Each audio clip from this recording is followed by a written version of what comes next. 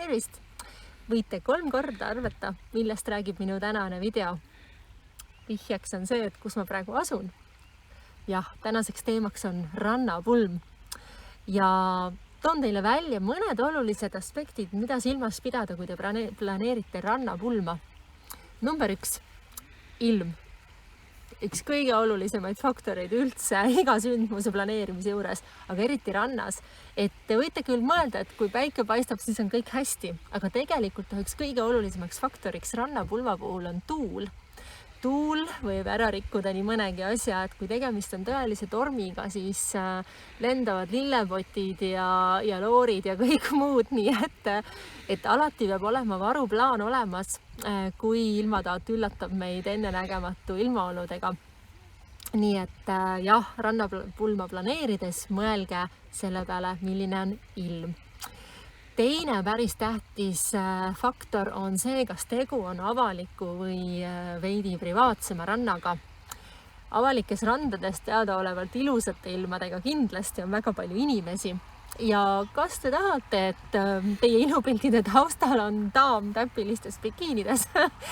Ja et olen ise ka sellega kokku puutunud, et näiteks kui tseremoonia koht oli üles seatud, siis üks proua rõõmsalt ikka veel päevitas seal samas kõrval ja teda absoluutselt ei häirinud see, et kohe saabub sinna ligi 100 inimest ja 2 õnnelikku inimest laulatatakse abiellu. Nii et oluline punkt, millele mõelda, et kas tegemist on siis avaliku rannaga või veidi privaatsema rannaga ja millised on siis nii-öelda ohud avalikus rannas. Number 3. Riietus ja jalanõud. Mida te ise kannate, mida kannavad teie külalised, et tuletada siis kindlasti oma kallitele külalistele meelde, kas siis kutsel või infokirjas, et tegu on rannapulmaga ja kõrgel kontsal siin ilmselt kohta ei ole. Et mida võib teha näiteks on see, et te võite ju külalistele pakkuda ühekordseid mõnusaid plätusid või midagi sellist, millega nad pulmapidu nautida saavad ja pole hullu, kui varbad liivaseks lähevad. Nii et jah, tõesti, et riietus ja jalanõud oluline, millele tähelepanu pöörata. Number 4 siis äkki, joogid ja toit.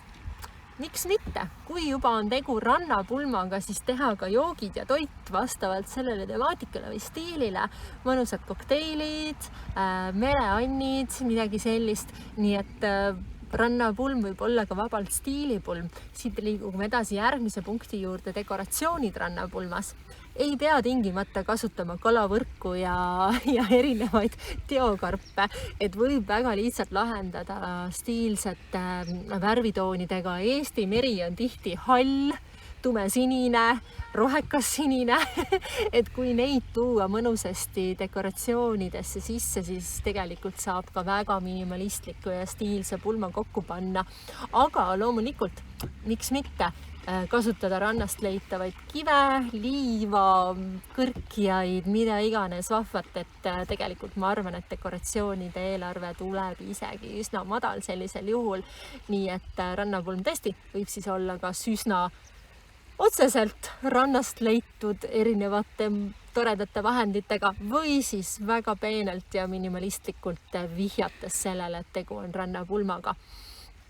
Tort. Ei pea olema rannapulmast ilmtingimata tort. Miks mitte? Eestis väga populaarsed minu hinnangul on erinevad smoothiebaarid.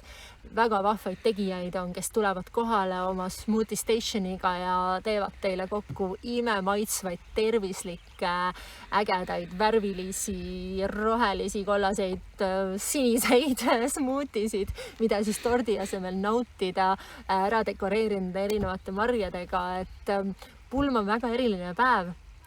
Tehke sellest siis tõesti selline eriline ja äge sündmus, et vahest minult purmapruutparid küsivad, et kas peab seda või seda pulmast tegemas. Mitte midagi ei pea. Ainus, mis te peate, on see, et seal registreerimise hetkel võiks öelda ja allkirjad anda, aga ülejäänud kõik on teie enda fantaasia ja südamesoovi küsimus. Nii et mitte midagi ei pea, tehke täpselt nii, nagu teile meeldib. Ja üks oluline aspekt veel on rannapulma planeerimise juures on väga tehniline, aga hästi oluline on heli. Ehk siis millega rannapulma puhul peab arvestama, on merekohin, tuul. Kui külalised ei kuule teid, ei kuule baaripanijat, ei kuule õhtujuhti, siis on natuke halvad lood, nii et tegelikult helil on päris tähtis osakaal. Ärge seda unustage, kui te oma pulma planeerite. Ja näiteks veel üks väike nipp siia juurde on fotograaf on teie pulmas kindlasti õhtul.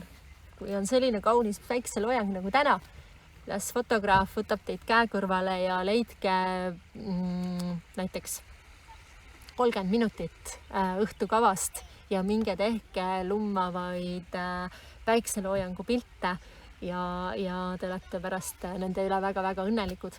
Nii et siin mõned minu nipid sellele, kuidas planeerida rannapulma ja kuidas see õnnestuks ideaalselt. Ma väga loodan, et sellel aastal ilmataat õnnistab meid imeilusate ilmadega, nagu ta praegu juunikuus teinud on. Ja te saate siis tõesti sellist vahemerelikku feelingut nautida ja oma mõnusad päevad, pulmapäevad siis mere ääres korraldada. Nii et kõike kaunist, palju armastust ja palju soojust. Head aega!